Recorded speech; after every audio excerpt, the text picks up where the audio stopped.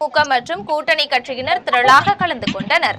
புவனகிரி அடுத்த சேத்தியாத்தோப்பில் நடைபெற்ற திமுக கூட்டணி செயல் வீரர்கள் கூட்டத்தில் திமுக மற்றும் கூட்டணி கட்சி சின்னங்களுக்கு அமைச்சர் MRK பன்னீர்செல்வம் புதிய விளக்கம் அளித்ததால் செயல் வீரர்கள் அரங்கமதிர விசிலடித்து ஆர்ப்பரித்தனர். கடலூர் மாவட்டம் புவனகிரி அடுத்த சேத்தியாத்தோப்பில் மதசார்பற்ற முற்போக்கு கூட்டணி சார்பில் செயல் வீரர்கள் கூட்டம் நடைபெற்றது. கூட்டத்திற்கு கடலூர் கிழக்கு மாவட்ட திமுக பொருளாளர் MRKP கதிரவன் தலைமை தாங்கினார். கூட்டத்தில் சிறப்பு விருந்தினராக வேளாண் துறை அமைச்சர் MRK பன்னீர்செல்வம் கலந்து கொண்டு புவனகிரி தொகுதியில் திமுக சார்பில் போட்டியிடும் முன்னாள் சட்டமன்ற உறுப்பினர் துரைக்கி சரவணனை அறிமுகம் செய்து வைத்து பேசினார்.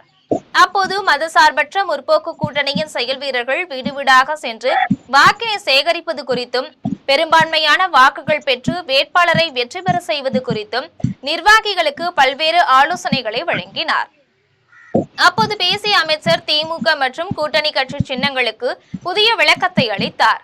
அதில் முரசு கொட்டி கையால் பானையை தூக்கி சூரியனுக்கு படையலிடுவது என தெரிவித்த அவர் தேமுதிக முரசு சின்னத்திலும் காங்கிரஸ் கட்சி கை சின்னத்திலும் விடுதலை சிறுத்தைகள் கட்சி பானை சின்னத்திலும் திமுக உதயசூரியன் சின்னத்திலும் போட்டியிடுகின்றனர் என்பதை ஒன்றோடு ஒன்றிணைத்து கோர்வையாக அமைச்சர் MRK பன்னீர்செல்வம் புதிய விளக்கத்தை அளித்தார்.